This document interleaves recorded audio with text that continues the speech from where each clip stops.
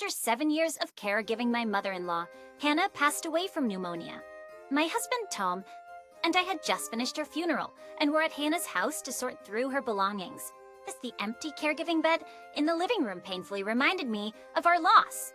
"Hannah," I murmured, stroking the bed's railing, lost in memories of her, when suddenly Tom shouted, "Move, you're in the way." He marched towards the window, clutching a familiar suitcase, and threw it into the yard. "What? Wait, Bertz, what are you doing?" I yelled, rushing out, forgetting even to put on my sandals.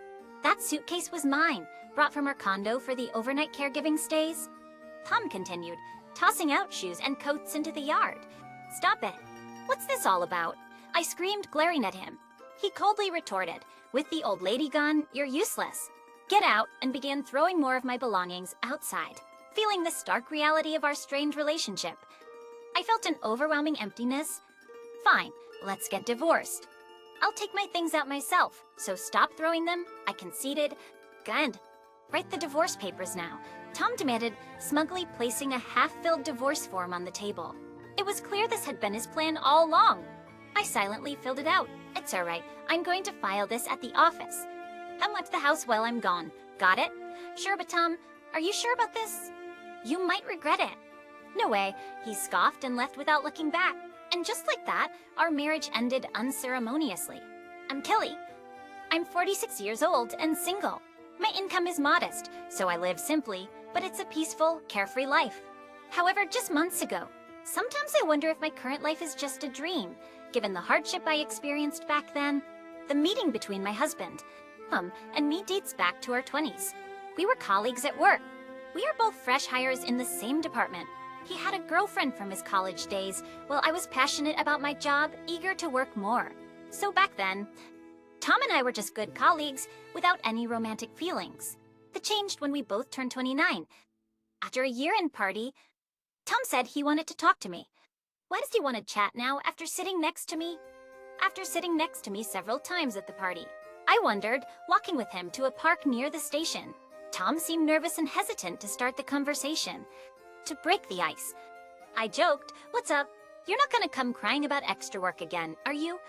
"I'll help, but fevers during the holidays come at a price." At that time, Tom often asked me for help with work. Normally, he would be asked during work, but at this time, it was a very busy period due to the year-end and New Year holidays. So requests during busy times can be difficult to bring up. I assumed on my own that Tom wanted to ask for help with work, but was hesitating to do so. So I made it easier for him to speak up. But I was way off the mark. "No, it's not about work today. Kelly, will you consider dating me with marriage in mind? Marriage? Free with me? What about your girlfriend? As we broke up a while ago. So what do you think?" "I'm serious."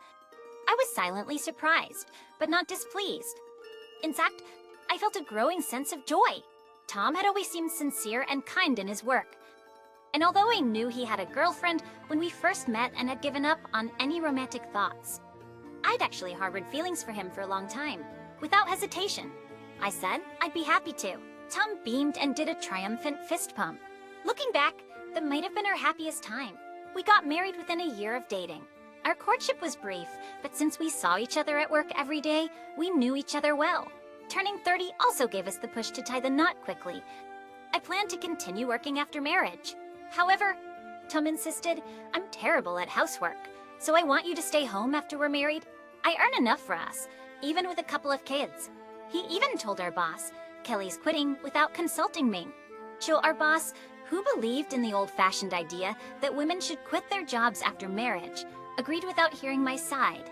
So, I left my job, somewhat reluctantly, but soon discovered I was pregnant. There was no maternity leave at my company, so I would have had to leave anyway. I left with everyone's well wishes, and I was excited about the life ahead with my child. I saw it, but the happy future I envisioned never came to pass.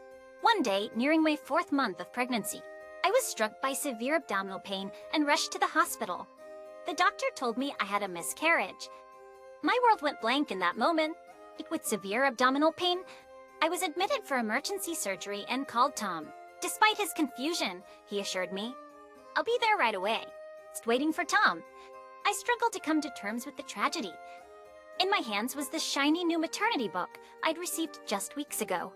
I I stroked its cover repeatedly, tears streaming down my face for what seemed like hours.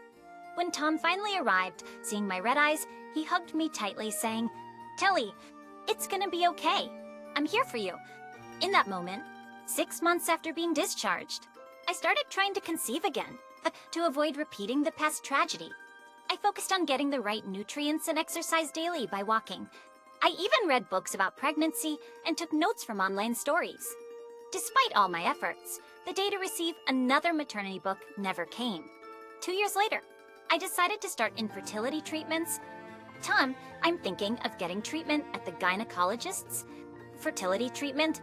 But yeah, I haven't conceived since the miscarriage, so I want to get checked out. What do you think?"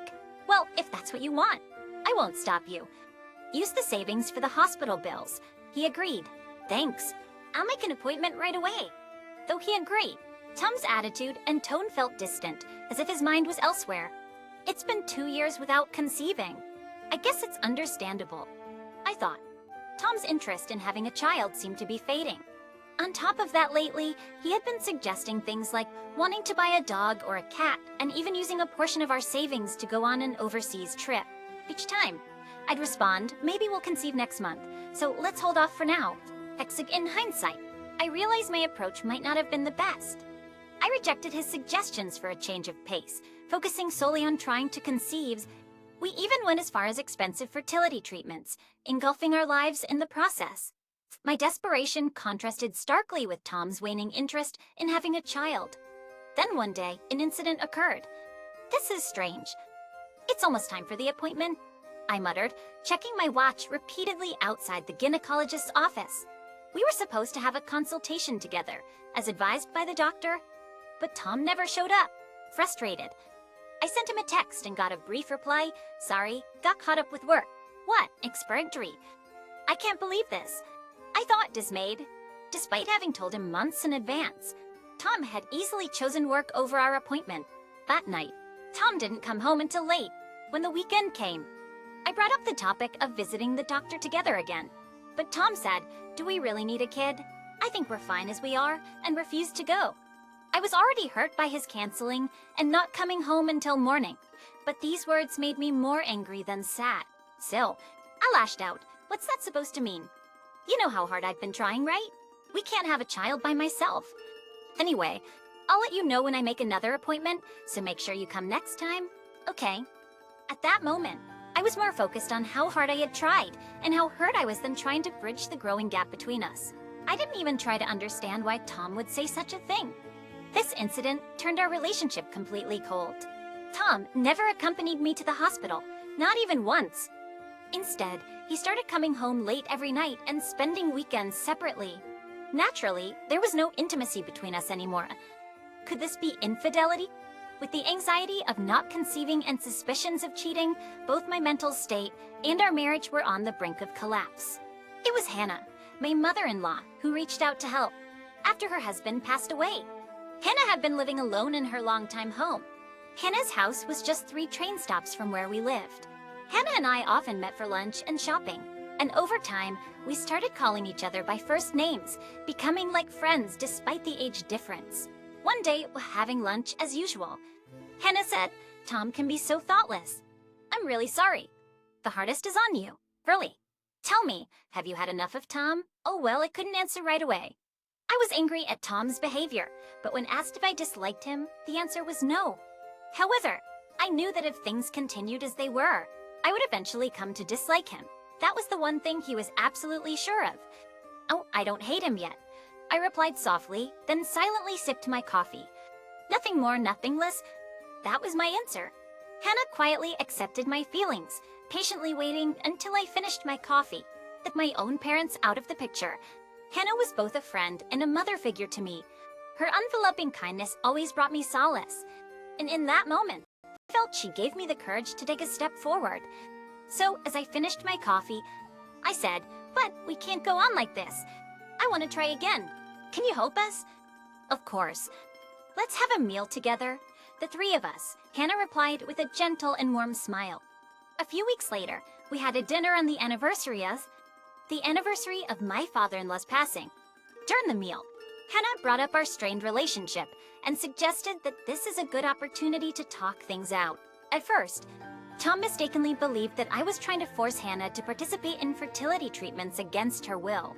So at the beginning of our discussion, he kept refusing, claiming it was unfair to gang up two against one, and that men and women think too differently for a conversation to be productive. I was so upset by Tom's behavior, I seriously considered divorce. However, Hannah remained calm.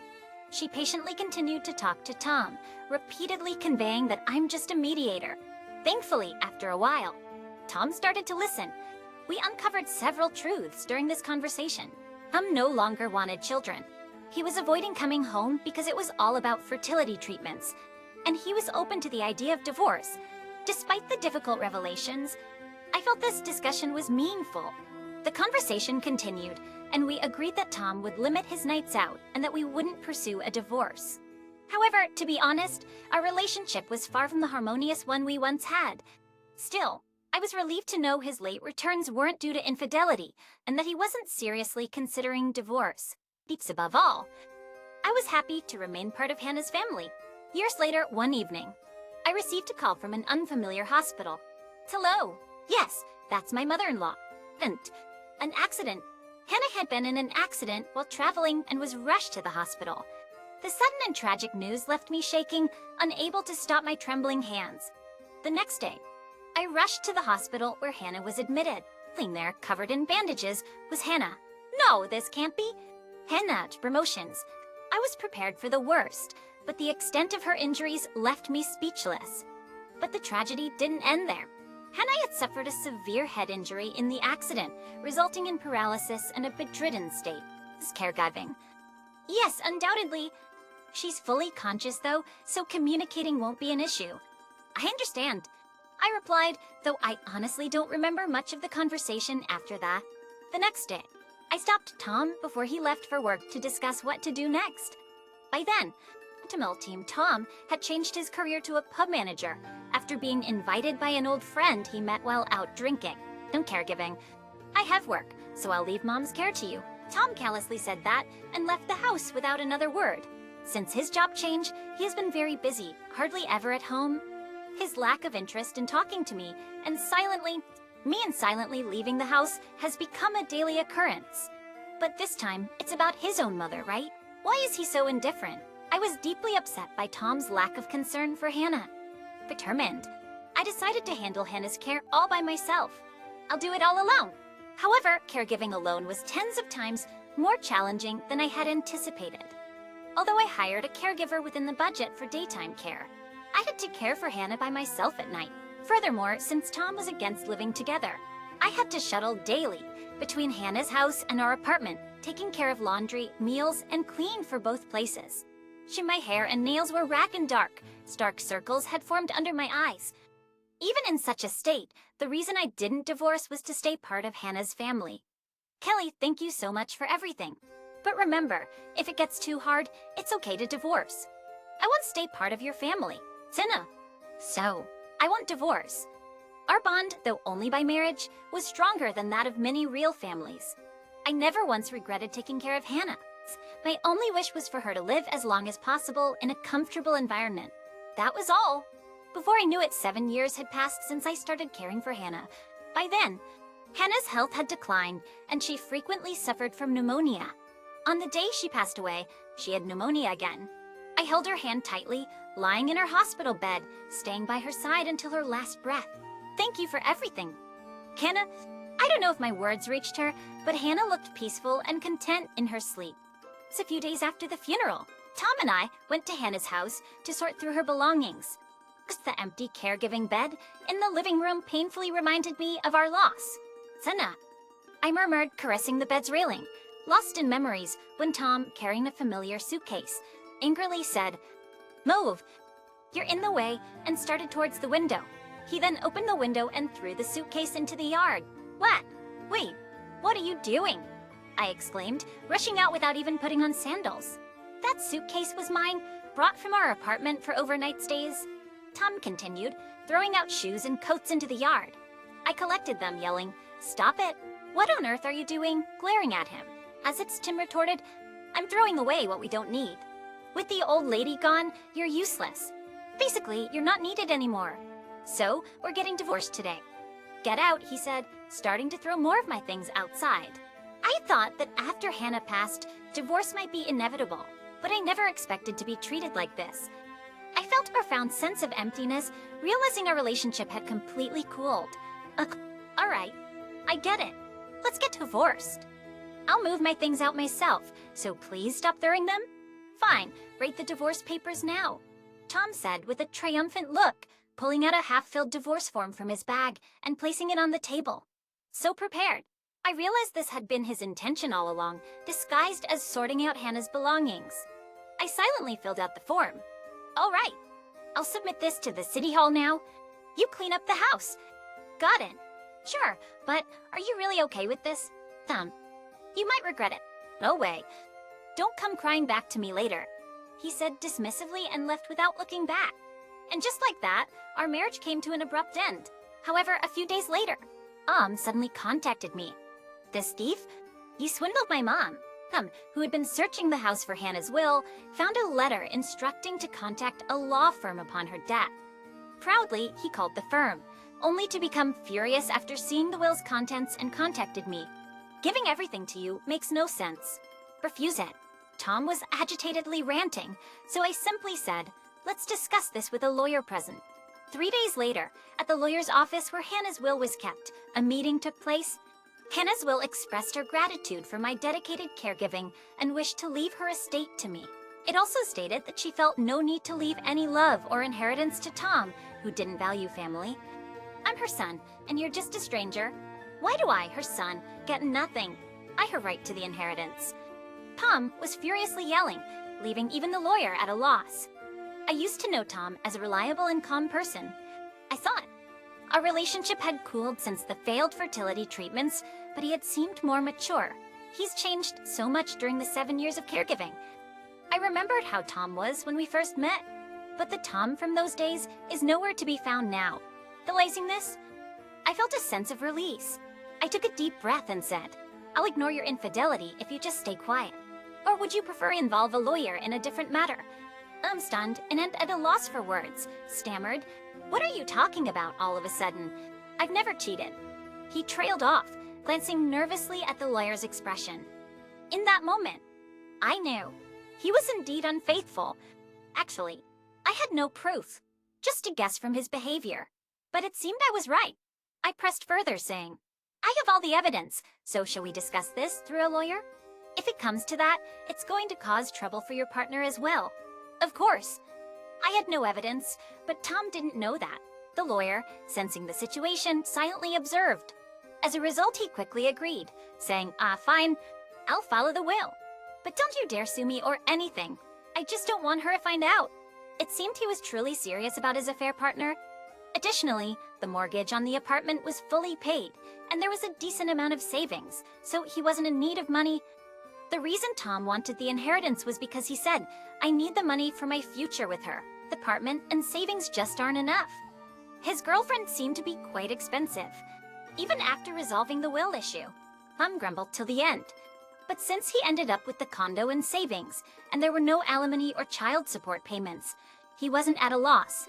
Still, he seemed to always want more and more. People change so much. The man before me seemed like a complete stranger, and while I felt a sense of sadness, surprisingly, there was no regret or longing. We may have changed just like Tom. I thought as I quietly concluded the rest of the discussion. Sure, I moved to my current old house and began hosting overnight dinner parties with old friends. That's when I incidentally heard about Tom again. Hey, your ex-husband, Tom, right? He's in trouble now? You trouble? What happened? He was sued by the husband of the woman he was seeing. She was married. When? Really? Yeah, and he can't pay the high alimony, so he's disappeared like he's on the run. His pub is still temporarily closed too. My friend continued with more rumors about Tom, like the husband he upset is supposedly connected to the underworld, so it might not just be a getaway. He could have been abducted. And also, however, these were all speculations, the truth unclear.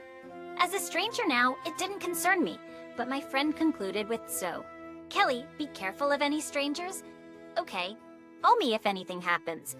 I felt fortunate to have someone worrying about me. Indeed, I used some to buy this old house and a car for transportation, so about half of it remains. I'm saving the remaining half of the inheritance for when I might need it in my old age. In case my health fails, that's why I'm working at the local market to earn my daily living expenses. But I'm completely satisfied with this life. It's the life I've longed for. It's been 17 years since Tom first asked me out. Now, I found fulfilling work, regained my joy of living, and reclaimed my time. I dream of opening part of this old house as a cafe someday,